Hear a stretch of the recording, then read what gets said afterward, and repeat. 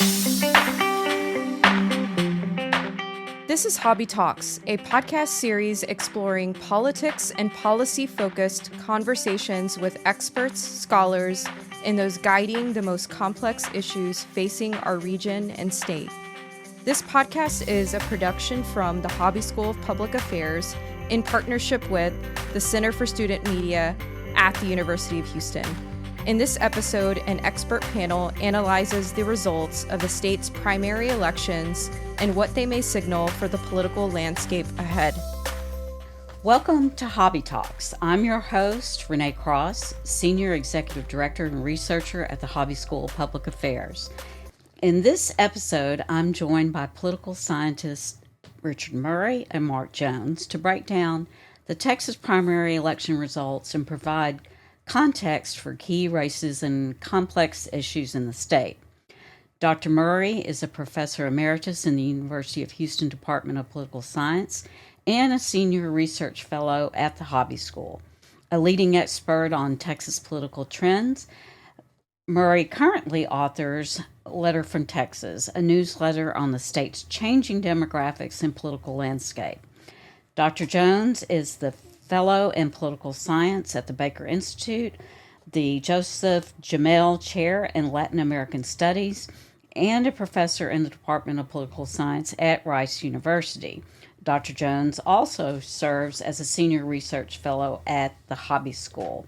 Welcome, Dr. Murray and Dr. Jones. So, we made it through Election Day. What were your initial reactions to the results? Well, I think because we have such a long early vote period here, we could see there's a lot of interest in this election on both sides, particularly for midterm election. Early voting was way off the charts on the high side in both parties, but particularly in the Democratic Party, where historically, at least recently, Republicans have outvoted Democrats 2-1 in the non-presidential primaries. And this time the Democrats from almost day one were turning out in larger numbers. So that was a surprise. Now, we kind of voted ourselves out early. 1.5 million people voted in the Democratic primary in early, and about 800,000 election day. Republicans pretty much the same pattern. About 1.3 million voted early. But we had a record turnout, and Texans were interested, and the national press was really interested. Texas was the big political show for the early part of this election year. I think one thing that I drew from this election was that campaigns really matter. So when Jasmine Crockett launched her campaign, she had an advantage over James Talarico in terms of name recognition and star power, and it seemed that she was on a good track for victory. But the Talarico campaign was a very well organized and very well run campaign. He hosted about as many public events as you could imagine, very much in the sort of Ted Cruz vein. He also raised a considerable amount of money. They were active on digital. They were active on broadcast TV. They were active in social media. They had their own little social media army that was out there on X and Facebook and Instagram. And all of that really worked essentially to help propel him to pretty much equal status with Crockett by essentially the end of January, early February. In contrast, the Crockett campaign, once she filed, pretty much just seemed to believe that it could coast to victory. And she had little in the way of an organized campaign infrastructure. And although she's shown herself in the past to be a strong fundraiser, she didn't raise much money, and nor did she have a super PAC raising much money for her. And the organization of her campaign was really pretty modest. She didn't hold public events until around MLK Day, and then was really constrained by her congressional schedule.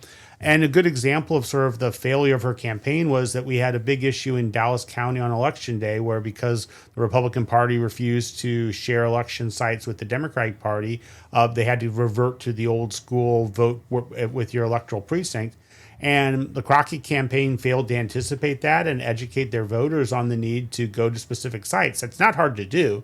It's essentially canvassing and providing information to people who you believe are going to vote for you that this is what you have to do if you're going to vote on Election Day. They didn't do it.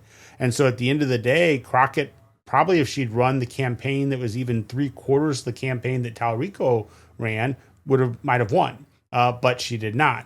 On the Republican side, we saw MAGA Mays Middleton adopt the nice moniker of MAGA Mays, which really was catchy, and spend over $10 million of his own money to go from a place where he and State Senator Joan Huffman and Aaron Reitz were pretty much unknowns, and Chip Roy was the one of the four candidates who was pretty well known, to a place where Middleton was just as well known as Chip Roy and actually leapfrogged him and finished about 9 points ahead of him in the first round on March 3rd. They're going to a runoff, but whereas in the fall, it looked like Roy was the prohibitive favorite, I think today we would say that Middleton is the prohibitive favorite. So let's just touch on money and campaigns briefly. This U.S. Senate race ended up being over $128 million, the most costly Senate campaign in American history. Of course, we saw that John Cornyn led the pack between his money and outside money, being $71 million being spent. Paxton raised $4.4 million, Crockett $5 million, Tallarico $24 million, and Wesley Hunt around $12 million. That's a lot of money. How do we see this as far as having an effect, not only in possibly the runoff with Cornyn and Paxton, but the role of money in the November election? Well, the biggest factor that drove this record-breaking thing was the Washington Republican establishment decided the Senate total may be in play, somewhat surprisingly, and that Texas is leading this off, and to nominate in Texas a candidate, perhaps the Attorney General Paxton, that may struggle in the fall, led them to massively invest in John Cornyn, and almost certainly it made some real difference. So, you've got different pots of money. You got the occasional super wealthy candidate like Mays Middleton who can spend their own.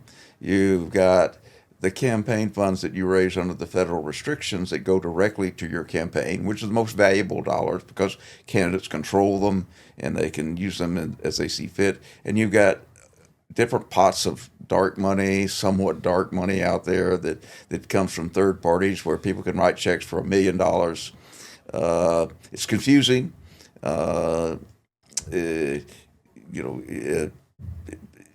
Some of it's spent not so wisely. Still, other factors are important. The candidate that spends the most does not always win by any means. But without any money, it's virtually impossible to win. So money's always been important. It's a changing universe now, in that the enforcement of the federal rules is becoming increasingly lax, and people are cheating at the margins. It's a wonderful era for political consultants and television stations, as we here in Texas have just been bombarded with this deluge of ads. Is it good for democracy? Well, ordinary people could get excited about a candidate and level the playing field. So, but it takes an awfully good candidate to be able to tap a substantial amount of direct contributions from individuals. Well, and I think, especially if Ken Paxton is the Republican nominee in November, we may see all records broken in Texas. Normally, national Democrats tend to shy away somewhat from Texas, or would come into it with reticence, given that we have 20 media markets. And if we're thinking about this sort of national U.S. Senate campaign in terms of targeting, the sort of lowest hanging fruit for Democrats to pick off are states like Maine and North Carolina, and then sort of another tier with maybe Ohio, but that only gets them 3 of the 4 they need to flip, and then the 3 that they're considering after that are Alaska, Iowa, and Texas, and then they're at the same time trying to hold on to their more vulnerable seats in Georgia and Michigan. If you think about sort of Alaska, Iowa, Maine, North Carolina, you can spend in all of those states and still spend less than you would spend in Texas. So you can run statewide. So, we have 20 media markets, and that includes Shreveport, which then covers Louisiana, where Catahoulas are from. So, but we're in a situation where it's an expensive state. But if Paxton's the nominee, given the importance of the U.S. Senate for both parties, and especially for the Trump administration in the last part of the term, we could see over $100 million spent. As Dick mentioned, most of it's going to be super PAC money, spent relatively inefficiently just blanketing the airways, and far more negative than positive, because it's a lot easier to run negative super PAC ads attacking a rival than effectively positive ads supporting a candidate, because that latter one requires more coordination, so you're not working at cross purposes, and ideally, video of the candidate and things. So it's a lot easier just to attack somebody with super PAC ads. So that could, though, be a boom for television stations here in Houston and elsewhere. And it's expensive because we have 20 media markets. That's 2 of the top 10, Houston and Dallas, San Antonio and Austin, which are in the top 40, and then all of the other 16 from, medium-sized ones like sort of El Paso to the tiniest in the world, almost one of the tiniest in the hemisphere, and Victoria, which most people don't know. Victoria has its own media market, but it does. It's just really small.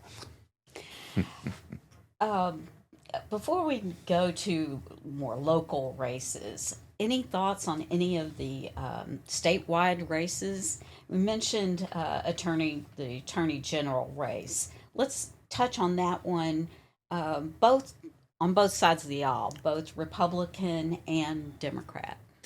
Well, I think Tallarico, like many relatively unknown people breaking through, got a lot of breaks that he had no control over. Most famously, down the stretch, 10 days out, he gets this canceled interview that actually was seen by 9 million people, far more than the Colbert Show had run a regular segment with him.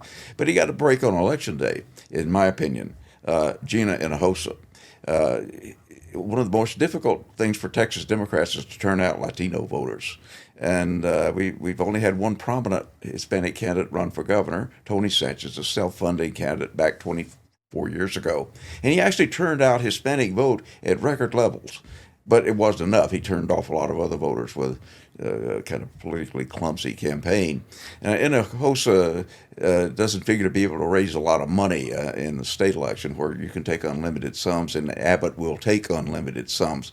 But it looks to me like she's the ideal partner to run with Tallarico, who can raise an incredible amount of money. If Beto raised $80 million and these, let's say, somewhat less impressive campaign of Colin Allred raised $80 million, I think $150 million is about a ballpark number for a candidate like Tallarico if he continues to be as impressive as he was down the stretch here. So his spending will enable him, I think, the partnership with Gina Hinojosa, who is an attractive, younger Latino from state rep from Austin, but she grew up on the border. And that's a huge problem for Democrats top to bottom. But that team, and I think they will campaign probably as something of a tag team, gives Tallarico another opportunity not just to invest in his own personal campaign, but to pump up the Democratic vote generally, which will then perhaps spill over into these 15 or so, 20 maybe congressional races that are going to be unexpectedly competitive. The voting that we just concluded, the early vote, in 17 districts, Democratic early vote exceeded Republican early voting, including in some of these districts like Congressional 9 that was dramatically redrawn. More Democrats voted here in that race. And so that was thought to be a pretty safe Republican pickup. Trump won it by 19 points or something, but maybe not. Yeah. Maybe not. Yeah, Ted Cruz lost it by a point. So yeah, it can swing the 9. I mean, I think 9 is, when we're thinking about the impact of, that's, I think, why national Republicans are concerned about this down ballot effect. If Paxton's the nominee and Democrats are enthused and Tallarico's raising money and there's a lot of optimism, is that it can have this trickle down effect and take seats that are, that should in a normal year go Republican and instead they might maybe be vulnerable for Democrats. I think 9 here in Houston and 35 down in San Antonio are the 2 best examples of that. But the 2 weakest Republican held seats, 23, which runs from San Antonio down to Eagle Pass out to lower El Paso Valley, and then 15, which is Monica de la Cruz, which comes up from like Edinburgh, McAllen, up a little north into South Texas. Those 2 could be flipped as well. And Republicans, instead of, say, picking up the 5 seats that Donald Trump wanted to pick up, could find themselves with a net loss of 1 seat. Well, shifting back to statewide, we talk about this enthusiasm that a Tallarico Hinojosa ticket may incur. Could that indeed help some of these other races? Again, going back to the Attorney General race. I think it could. I mean, the difficulty is, and this is where Democrats, this is the sort of one of the problems of having to file in December before you know really where things are going. Democrats did not recruit a top tier set of candidates. Hinojosa is a good candidate, but she's very far to the left. She's one of the 10 most liberal Texas House members. There are reams and reams of information from voting records to speeches on the floor to speeches and social media posts that put her very far to the left of where the average Texas voter is. The Abbott campaign already has over 100 million, and if he needed to raise another 100 million, he could. As Dick mentioned, people can write a $500,000 check, $1 million check, a $250,000 check. So if Abbott feels threatened by Gina Hinojosa, he has the ability to really sort of launch a negative campaign that would probably be pretty effective. The other, and I think the same would be true for Lieutenant Governor Dan Patrick. He doesn't have the deep pockets, but he does have the ability to spend. And while Vicki Goodwin did not, another very liberal state rep from Austin, did not capture an absolute majority, I think she's well positioned to win in the runoff, where the runoff turnout should be more favorable to her, because you won't have this. The only reason that she stayed below is that you had strong Latino turnout in South Texas among Latinos who had no idea who these candidates were, and they saw Marcos Vélez and Vicki Goodwin and Courtney Head, and they voted for Vélez. A good example of how nobody knew who these candidates were is Courtney Head did not run a campaign.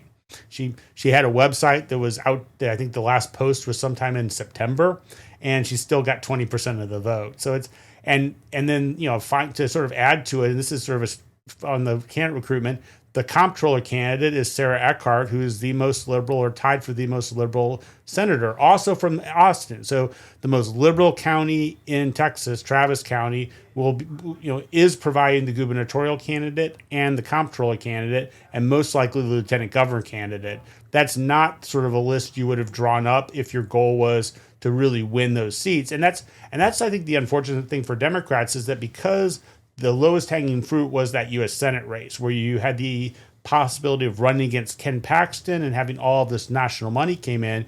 You had a lot of talented candidates, Jasmine Crockett for one, Beto O'Rourke, Joaquin Castro, Colin Allred, that instead of sort of running for other positions said, no, it's Senate or bust.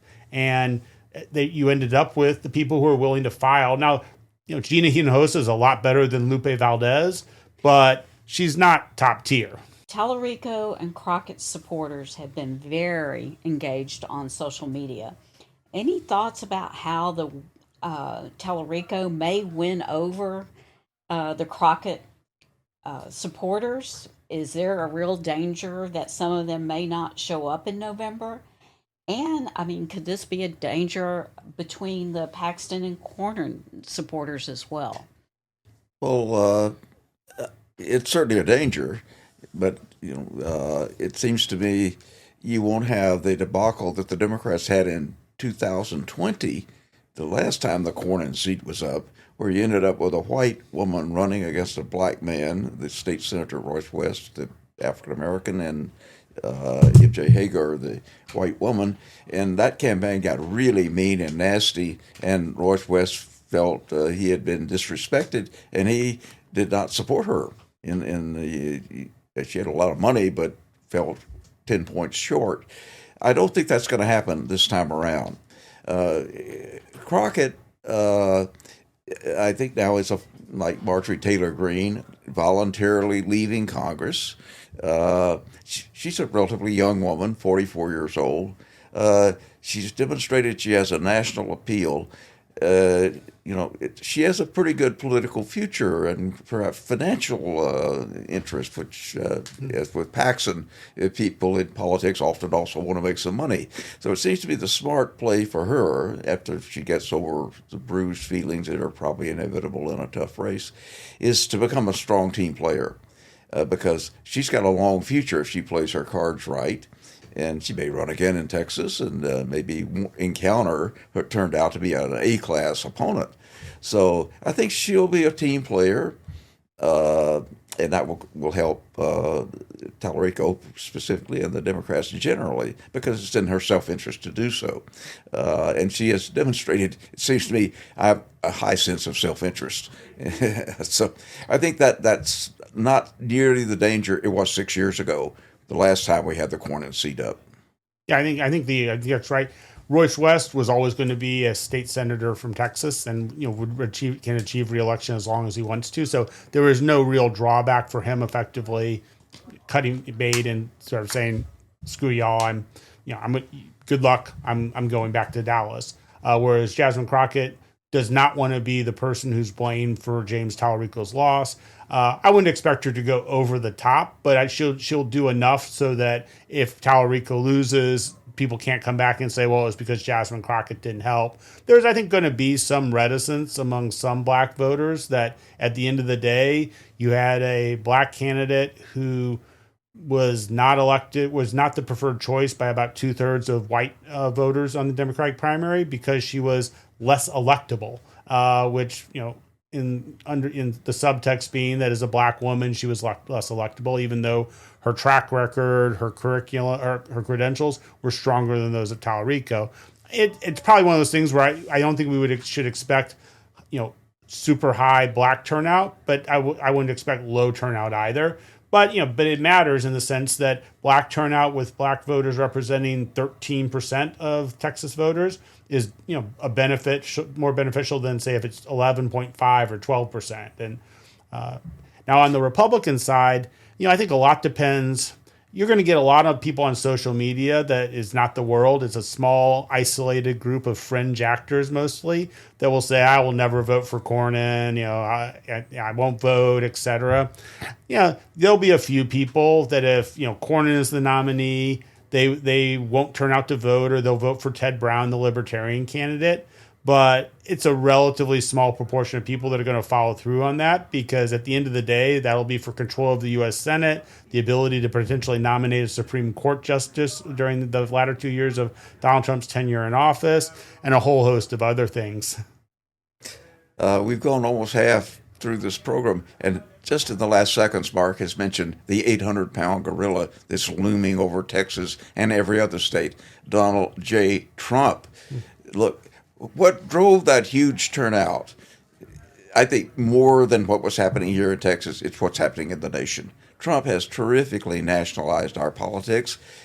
Texas is like every other state. Voters are highly polarized. A lot of people in Texas love Donald Trump. A lot of people really hate and now fear him. So if you look at the most dramatic element of the Texas electorate, Hispanics, who swung sharply behind Trump in 2024, but all evidence everywhere that we have a bit of evidence, from the Hispanic voting up in Fort Worth on the 31st of January to what happened down on the border, is that Hispanics are much more engaged right now. And a lot of that is what's happening as a result of the Trump administration. And the policies the Trump administration is pursuing, particularly on immigration, do not figure to just fade away. Nobody knows how the Iran play will work out, but Trump can't back off what he's doing on immigration policy, and that is a huge driver of what happened along the border in South Texas, and gives the Democrats one more reason to have some optimism that they can break their 32-year losing streak in Texas of never having won a statewide election since 1994. There's no doubt that President Trump continues to be one of the most successful turnout generators, right, on both sides of the aisle, and for the last 10 years. And speaking of generating turnout, that was part of Jasmine Crockett's, if not the leading part of her strategy, was Democratic voter mobilization. And if she had won, she felt that that would be enough to carry her to victory in November. On the flip side, James Tallarico feels that not only to vote to mobilize the base, but to be able to attract maybe some folks on the Republican side, more moderates, as well as independents that traditionally lean Republican, but he feels that his message could resonate with them in this time of potential backlash from Trump. Thoughts? Well, I mean, I think both of those arguments, those traditionally the Democratic parties, those have been the two competing models. That is, how do we turn Texas blue? Is it convincing independents and moderate Republicans to vote Democratic, or is it mobilizing low propensity or no propensity Democratic leaning voters to turn out to vote? At the end of the day, I think it's tough to motivate those voters to turn out to vote. So that the Crockett option might not have really worked all that well. But peeling off Republicans is easier said than done, especially after Republicans spend $100 million publicizing Talarico's positions on many issues, which are to the left of the average Texan. The difficulty Talarico faces, I think, is that he was not considering running for the U.S. Senate until this past year. As a result, he has a long track record in the Texas legislature of saying things, of posting things, of writing things, of voting on things that are very left, that are left more to the left than where the average Texan is. And it's not his corpus that's going to be used by Republicans that attack ads. It's going to be cherry picking the most sort of extreme positions he's taken, and he's taken some. So I think the crossover appeal is less after, especially the carpet bombing occurs. And I think there's also a belief, and I think it's somewhat mistaken among some progressive Democrats, that somehow, since just because he's a pastor of a very liberal wing of the Protestant church, or the Presbyterian church, that he'll be able to just automatically pick up religious white voters who normally vote Republican. Does he have more crossover appeal than Crockett? Yeah, for sure. But that crossover appeal to actually have much of an effect, he needs a deeply flawed candidate like Ken Paxton. Now that's really where we get into this perfect storm. That is the perfect storm that could cause this Democrats to end their losing streak that dates back to '96. As Dick mentioned, they haven't won a statewide race since 1994. Requires Donald Trump's low approval ratings and unpopularity. You can check that. That's probably going to stay the same until November. It requires Democrats nominating a strong candidate. You can check that. Talarico is that candidate. But it also requires Republicans nominating a weak candidate.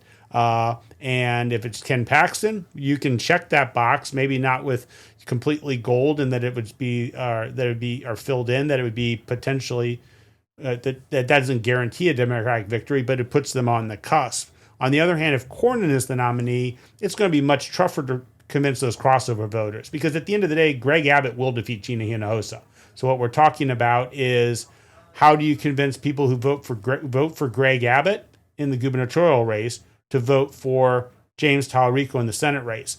If Cornyn's the nominee, it's tough to see those voters. I mean, there may be some super conservative voters who vote for Ted Brown or don't vote, but it's tough to see too many Abbott voters voting for Talarico over Cornyn. On the other hand, it's within the realm of imagination to see at least a non-trivial number of Abbott voters vote for Talarico if the option they're given on the Republican side is Ken Paxton. Well, speaking of Governor Abbott, he endorsed Kelly Hancock in the controller race and Nate Sheet against incumbent Ag Commissioner Sid Miller. Let's discuss a little bit about just how powerful are these endorsements of statewide candidates, if it's an endorsement from Governor Abbott or an endorsement from President Trump? Well, I think generally the record shows endorsements are highly overrated, but Trump has shown that, you have to make some exceptions, that he has had a remarkable ability to wade into races and pretty clearly change the trajectory, and he's going to likely be a player here in Texas in the Republican primary that remains. But setting aside Donald Trump, generally highly overrated. I mean, Abbott spent several $1 million down the stretch trying to save Kelly Hancock. Kelly Hancock did not work. The guy ran a poor, third or something in the controller race. Abbott is not that particularly popular in Texas. UT poll that's been tracking him since 2014 shows he's pretty steadily drifted from being moderately favorably viewed to 50-50, and now he's often underwater. So even with Republican voters, there's not a hell of a lot of enthusiasm for the governor. So he's got more money than anybody else, and will be a major player not only in his old race, but his endorsement alone doesn't move the needle in Texas, in my opinion. No, I mean it's the endorsement along with the money and the campaign support, which Hancock received. But I think as Dick mentioned, Hancock, I think when thinking about Abbott involving himself in the races, was one of the big missteps, which he usually doesn't make, in the sense that Hancock was his hand-picked controller candidate. He was a controller, comptroller. Everybody, I always want to say controller, but some people say comptroller. So he was his hand-picked controller candidate. That resulted in the special election in Senate District 9 up in Tarrant County, which created all of the mess for Republicans. And yet Hancock wasn't even able to force a runoff against Don Huffines. Now, Huffines was helped at the last moment by Donald Trump's endorsement, but he won an absolute majority of the early vote, virtually all of the early vote occurred before Trump's endorsement. So I think we can say Huffines would have won the election with or without Trump's endorsement. And that's a failure, because that's going to be a mess because it's not like Christy Craddock won. I'm sure Abbott could work well with Christy Craddock. She's responsible, she's talented, easy person to be comptroller. Don Huffines is cut from a different cloth. He's probably going to be much more of a thorn in Abbott's side and a headache, particularly on things like the Education Savings Account program, which, while Huffines agrees with that, I'm sure in the details and in terms of signaling and messaging, he's not going to be always on the same page with Abbott. And I think in the Nate Sheets race, Abbott, without that support, Sheets probably wouldn't have won, because it gave Sheets just enough credibility, both overall as well as in terms of fundraising, that he's able to catch up to Sid Miller. We won't have Sid Miller to kick around anymore. No, he'll go back to Stephenville. So let's shift to the Houston region, particularly the congressional districts. We had several quite interesting races and results. Let's start with Congressional District 2, which we saw an incumbent knocked out of power. Yeah, that was a bit of a surprise to a lot of us. A few years ago, Ed Crenshaw was seen as one of the rising Republican stars, and now he loses rather decisively in the primary. Part of that is that the Democrats had a lot of districts that were dismantled and weakened, but Crenshaw was a loser in what they did to his old congressional district in the big remap. He lost chunks of Harris County, where he was strong, and got picked up more of Montgomery County, which is the most Republican county in the state and one of the most right-wing Republican counties. Paxson really ran up the score in Montgomery County, where he lost a lot of the other suburban counties. So, but the margin was so large that I don't think the district alone can explain. Crenshaw just, has always been a very outspoken, independent candidate. He votes almost always party line, differed from the president on Ukraine most vocally, but he angered a bunch of the MAGA folks by some of his pretty aggressive attacks on media figures. The feud with Tucker Carlson is not a great idea in Republican primaries. So that was a moderate surprise, but when a bunch of heavyweight players like Ted Cruz waded into the race to endorse Crenshaw's opponent, not a good sign. Cruz is almost certainly planning on his next move, which is running for president again. And I don't think he would have made a move against an incumbent Congress member unless he felt this is the way the public sentiment is going in the second district.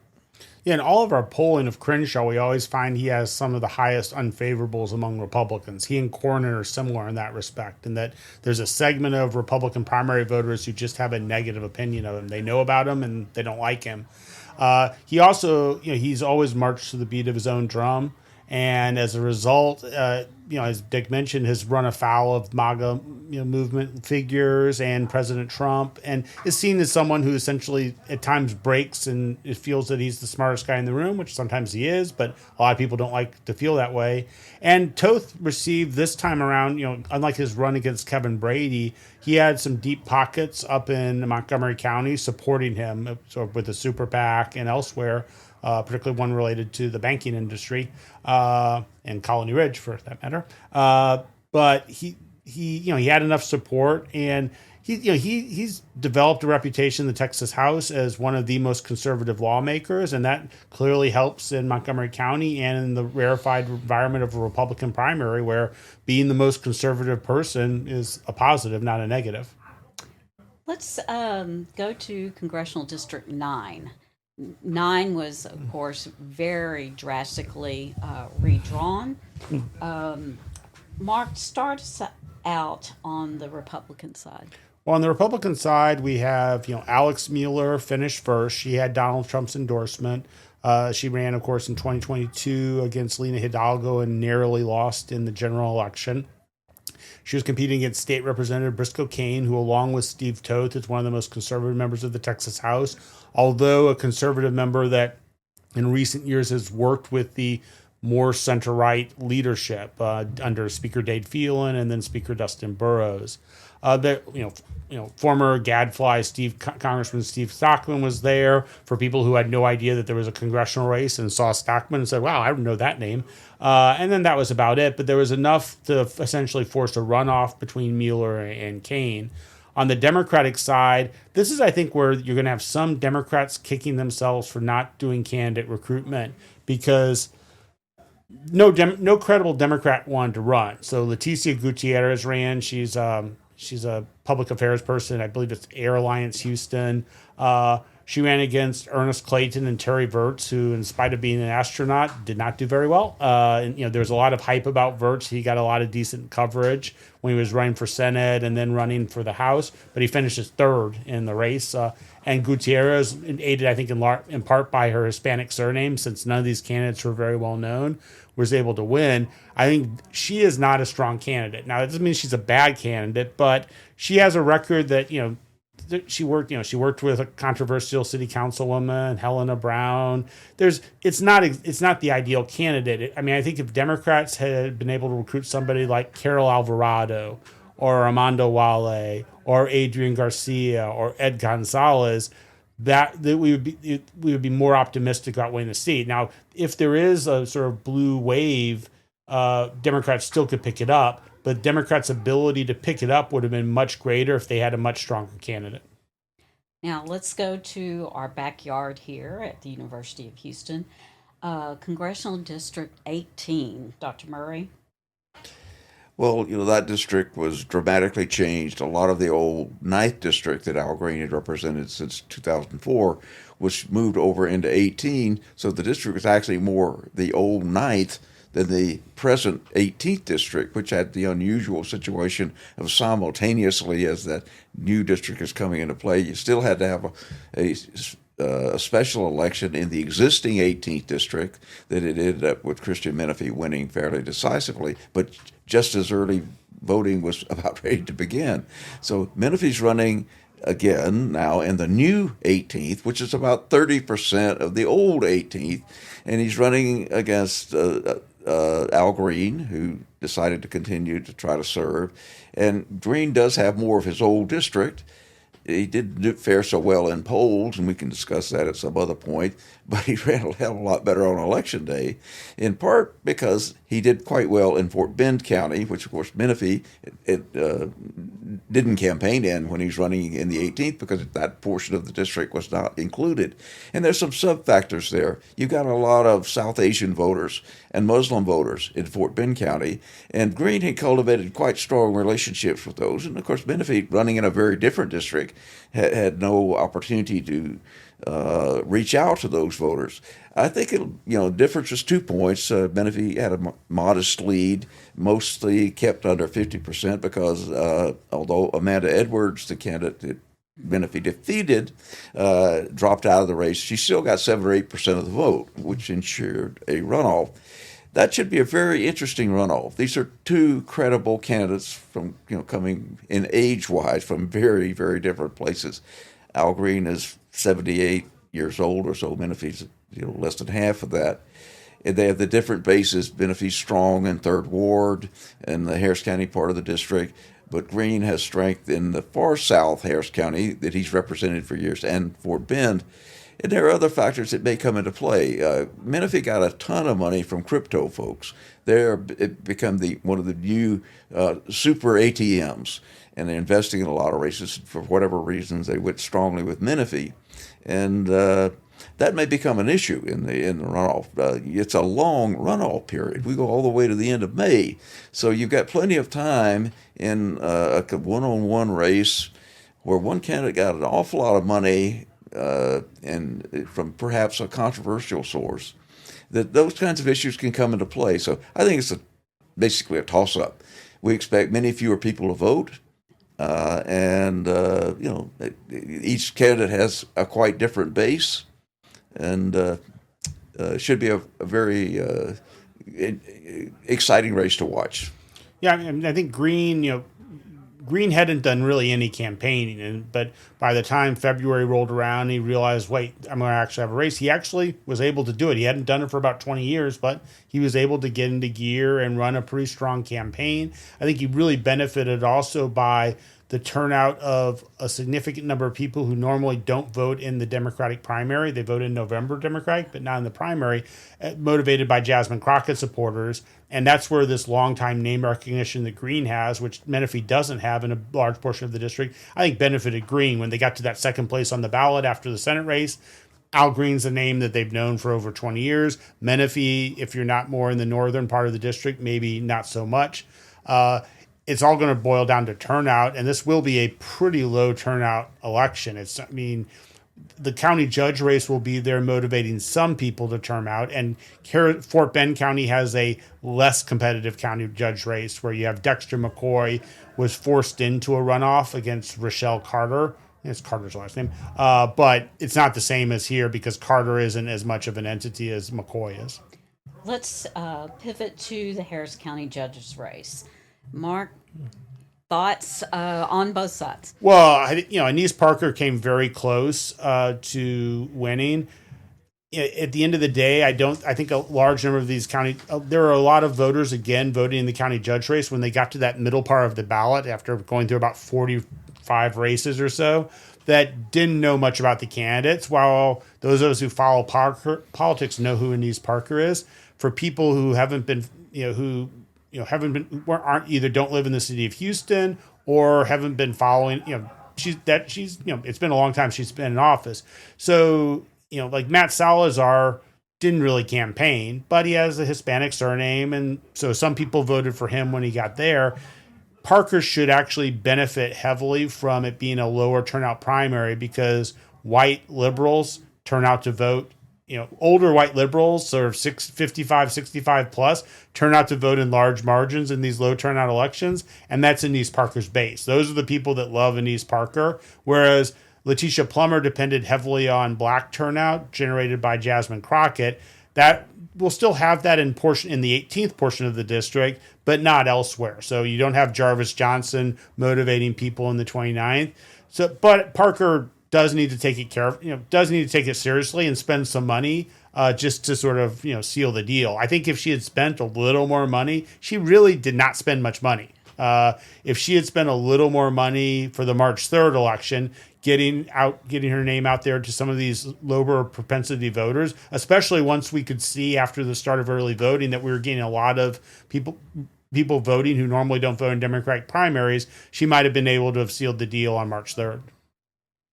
I would concur that Parker is hugely advantaged here in a lower turnout runoff. So it'd be quite a surprise if she doesn't take her, 47% and run it up to 65% in the runoff in May.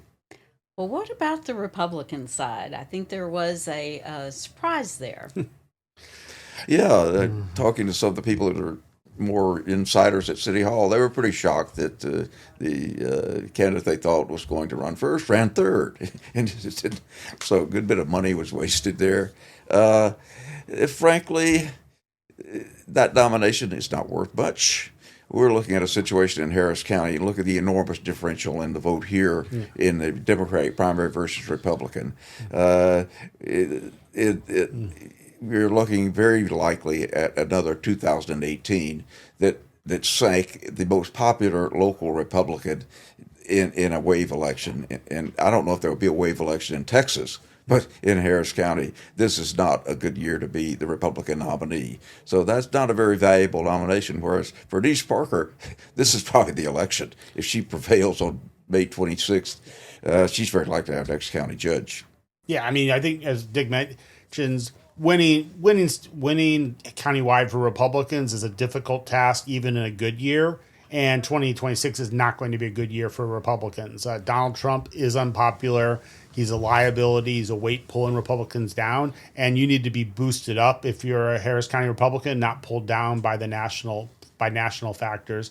And if you throw in having Denise Parker, who is not a polarizing candidate, who was seen as a mayor that the business community could work with, people liked her, people can get along with her. There's a belief that she'll return the commissioner's court to a more standard, let's focus on concrete issues like roads and infrastructure and bridges and flooding and public safety, and not sort of social justice warrior issues like the current county judge.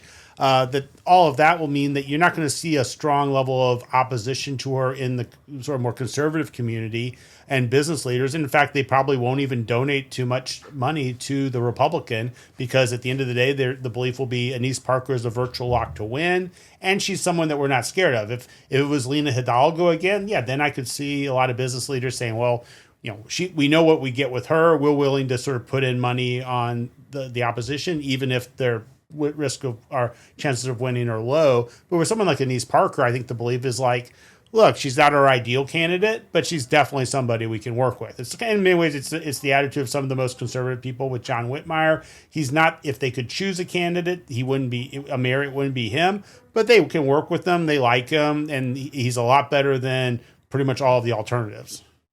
Well, speaking of the Republican nominee, at this point, it looks like it would probably be Orlando Sanchez, who has held office and has lost some races.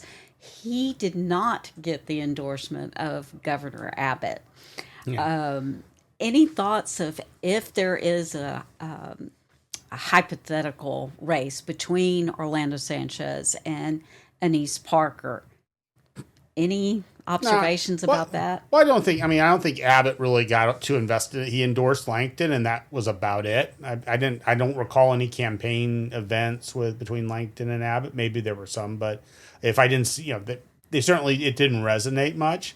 No, I think with Denise Parker, particularly as the county judge candidate, I don't see, and with the national trends going where they are, you still, I think, will invest in Harris County, but that's more to make sure that the Republican vote here, while it's going to be in the minority, isn't too low. So, are you both telling us that Governor Abbott's declaration of turning Harris County not only red, but ruby red probably won't happen? I'd like to get into the prediction market on that. Yeah. You should take some of that $25 million and find some other place to put it. Republicans might run well enough in Harris County that it helps them statewide, to be sure, but winning in Harris County in 2026, perhaps for the intervention of the personal savior, maybe, but short of that, and I think Jesus is busy this year, I don't think that's going to happen. This looks more like, at the end of the day, the county's probably going to be about 56, 58% Democratic. It's a big county, as you know. We're talking several hundred, 200,000 vote difference.